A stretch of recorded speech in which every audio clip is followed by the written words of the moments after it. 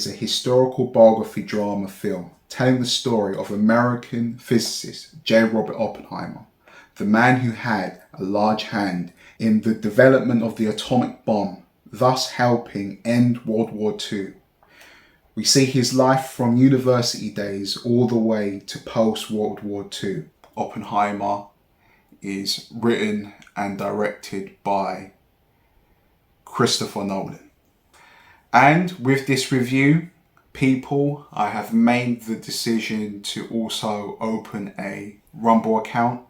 So I'll go into a little bit more details as to why I'm going to be transcending my channel onto another platform. For the main time being, I'll still be uploading to YouTube, but heading into next year of 2024, I think I'll be uploading over there instead of here. But at a later date, I'll get into why I've come to that decision. So subscribe to my Rumble account over there. And yeah, let's talk about Oppenheimer. So when I had caught the news that Christopher Nolan was going to be directing this story, I was exuded with so much happiness. One, for being, I knew that he was going to take a big, great swing going for the Academy Awards with this film. And fingers crossed, he gets nominated with other accolades attached to the film, hopefully. And I knew that this was going to be his writing in the sand. And I knew he was going to go to great effort to pull this one out of the bag, and also to have the actor who got me into acting, Robert Downey Jr., say himself that this is the greatest project that he's ever been a part of, and also the filmmaker that got me into my appreciation for film, my love of film, Christopher Nolan. And you got him directing RDJ. This for me wasn't just a film, it was an event, a monumental occasion. So for weeks in advance prior to the film's opening in cinemas, I was hassling my friends, we've got to go see this in IMAX. I mean, I was like the ultimate just fanboying the hell out for this. But let's talk about the end product of it. Was it worth the wait? And I can say that Oppenheimer, it hits all of the right notes. And doing a biography film, I do think that you're kind of damned, and you're damned if you do, you're damned if you don't, because I don't think with any biography film that you're always going to get everything perpendicular the same. So, there'll be things that, for, maybe drama purposes or cinematic purposes that, there's that level that there will have that verisimilitude between the two of them. But I think that Christopher Nolan has done an absolute great striking job with this film. And what this film essentially is, it is a character study with going through all of this inner turmoil with Oppenheimer about the beauty that he saw in the world. He saw the beauty so much, to such an extent that it actually gave him anxiety. To see how much he was in love with it, and to see how much he was scared of it. He was trying to master that craft. And then going into what then becomes the thing that will haunt him for the rest of his life.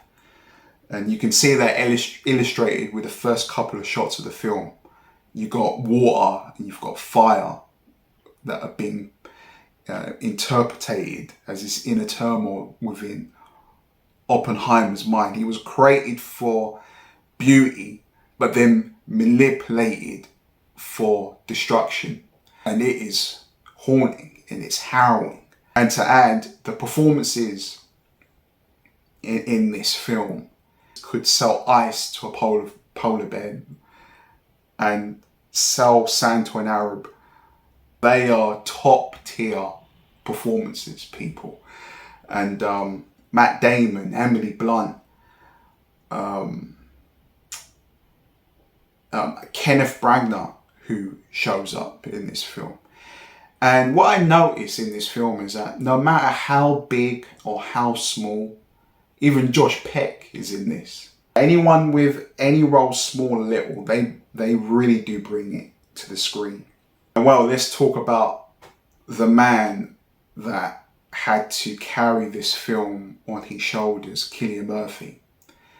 And I've watched the interviews and I've seen Cillian Murphy give his experience with working on this character.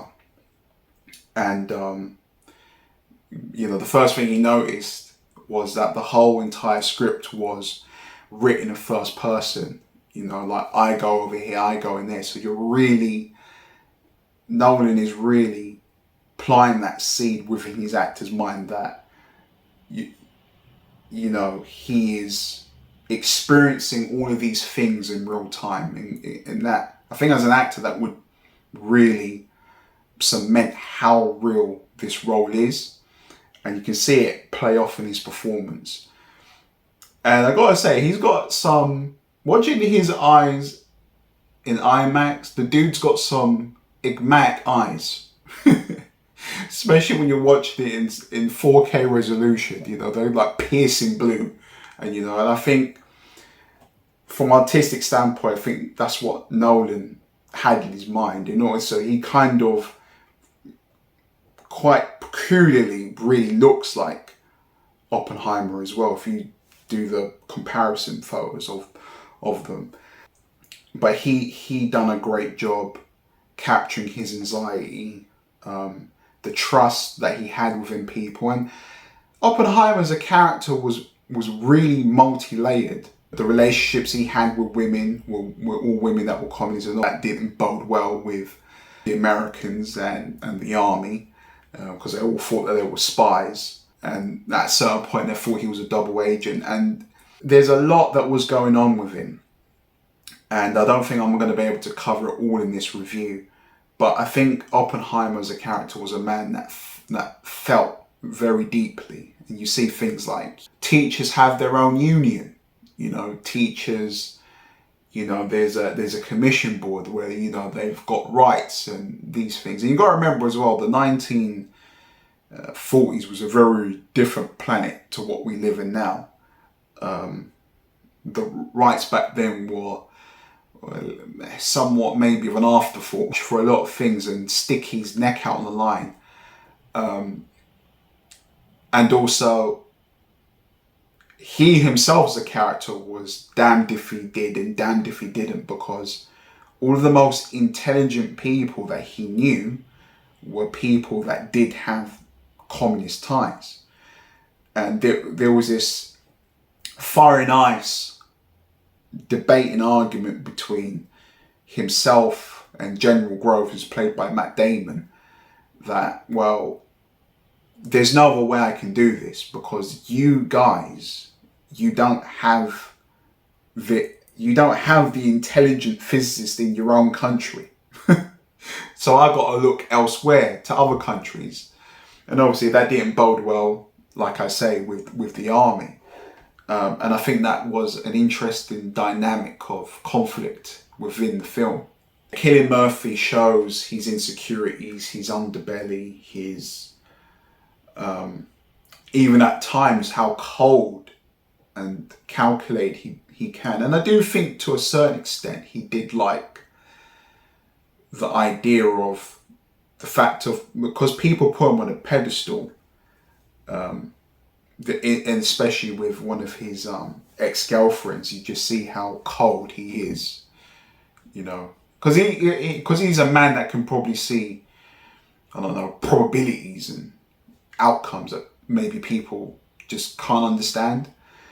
And in one particular scene where he's had enough with his ex-girlfriend, you can see this cold calculated part of him come out. And I think the way that was portrayed by Cillian was excellent. His intelligence is on a different scale, so therefore he can just it can to him be an afterthought, whereas to somebody else it can mean the world to them. This is kind of derivative of the review itself, but I must touch upon it. The journey that Cillian Murphy and Christopher Nolan have taken with each other from an artistic standpoint is just so enlightening and so inspiring, because, you know, in the beginning, Cillian, you know, he auditioned for Batman, he didn't get it, but ever since then, it's always been this cohesive partnership where Cillian's always seen the vision of Nolan and stuck by him, even when it's been, you know, being a part of the top billed cast and being integral to elements of the plot. He's even seen eye to eye with that. And, you know, some actors, you know, some of them can have that ego where it's like, no, I should have a supporting role, or I should have a leading role, you know. And he's always stuck out with Nolan, seen his vision to the end.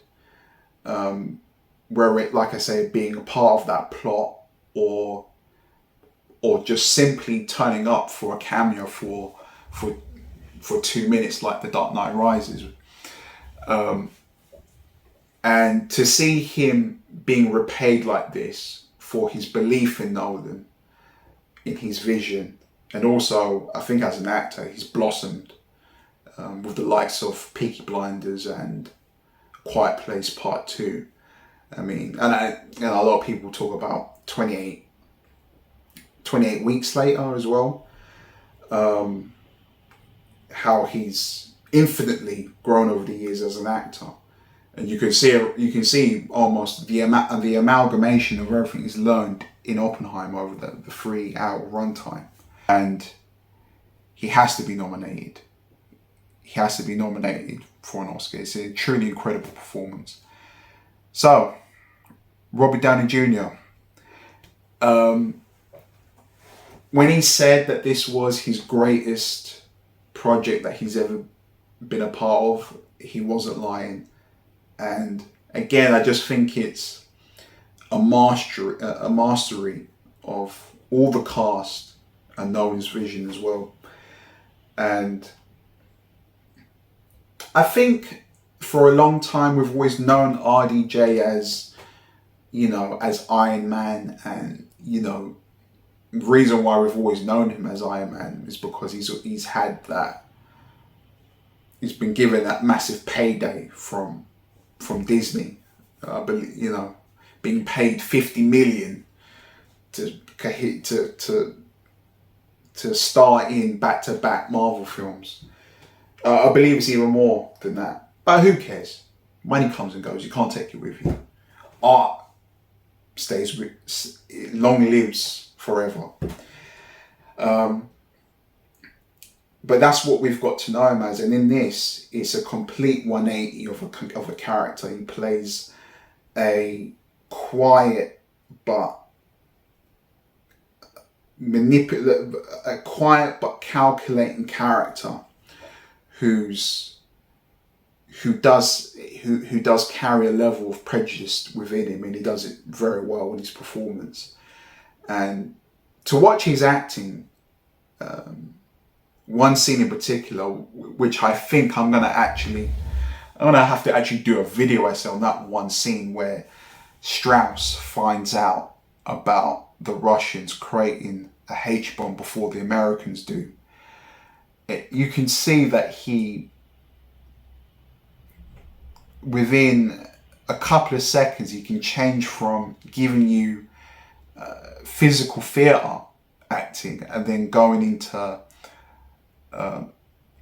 impactful Meisner, and it's just so exquisite. And I think if you're someone, I mean, I believe there's a lot of actors that would have watched this and they would have gone, wow, like that it's incredible. You got to be incredibly experienced and self-aware to pull that off.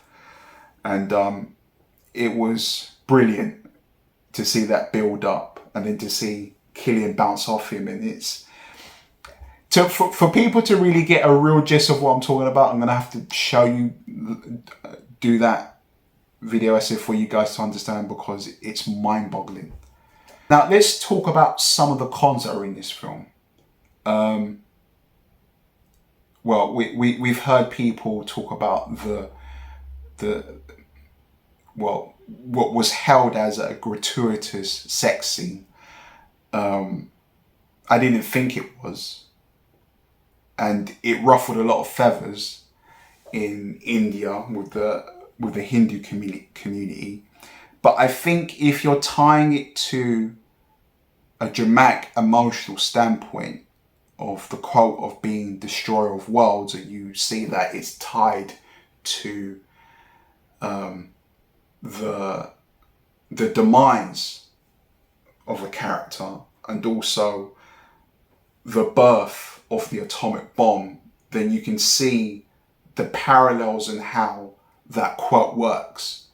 Now, if you say in the context, if you say it for face value of the gratuitous of what you saw, then you're looking at it a little bit different. That's why Oppenheimer is very multi-layered, and it may even take a few people to watch it a couple of times to understand that quote fully, and the tie-ins between Gene Tatlock and the birth of the atomic bomb, and why it does actually make sense. A second con that I've seen people say is, well, why is it that we didn't get to see the aftermath of what really happened to Japan? And like I say, with a biography film, you're damned if you do and damned if you don't, because if you then show the aftermath of Hiroshima and Nagasaki, then you will get a configuration of people that will come out and they will say, well, you're glorifying these deaths like as if it was okay, right? And I think ahead of time, Nolan knew that. So he decided to do it his own way, in his own very psychological, suspenseful way, which is a scene we'll get onto in a bit. And also, I've heard even people say, why was there not, some of the extensive research that happened at Los Alamos when they went back and they took readings of everything that was radioactive on the site. And I think that would have been too much after the fact of the film, I think. And then I think if you do that, you're devoiding of the message of the film, which is really the message of being anti-nuclear warfare. There was a moment where it was going into the third act where it felt like it was a little bit long in the tooth. But when we got back to the perspective of Robert Downey Jr., I felt like the story had elevated itself up again and the pace was back on track. And also Rami Malek doing his job. I felt those two actors, they brought the film's pace back into the collision course. I do think that the way that he captured the actual Trinity test bomb and the aftermath of then Oppenheimer then realizing what he had created in that press conference with the public, and then the dawning reality of what's just happened, was absolutely sublime. The way it was directed, the way it was done, the use of sound in both of those scenes, the tension. You won't see suspense to that level you won't see that in probably about 80% of films this year, because Nolan truly is one of the greatest directors of all time. If people think otherwise, then hey, that whatever floats your boat. But I don't think the numbers lie at the box office. Just how many people want to tune in and watch this guy. But yeah, people, I've done my best to review this 3-hour film. I've probably missed out a ton of things. Like I said, I will be doing a video essay on when there is an actual digital copy of Oppenheimer. I'll actually show you a little bit of my mindset as well when it comes to acting as well. Just based on what I could see in that scene, because a lot of acting is magic, and I want to share that knowledge and magic with other people as well. But guys, my final rating for Oppenheimer is a 9 out of 10. Beautiful soundtrack from Ludwig Göransson and Hoyt van Hoytema. Great cinematography. 9 out of 10. If you haven't seen it, watch it. I think IMAX is still running for the film until the end of this month. So if you haven't seen it in IMAX, watch again. Or if you did watch it in standard and you haven't seen the film a second time, watch it in IMAX. It will be I grant you, it will be a completely different experience you had the first time you watched it. But guys, thank you for watching. Subscribe to this channel. Subscribe to the Rumble, which I will link in the description. I'll see you in the next video. Cheers.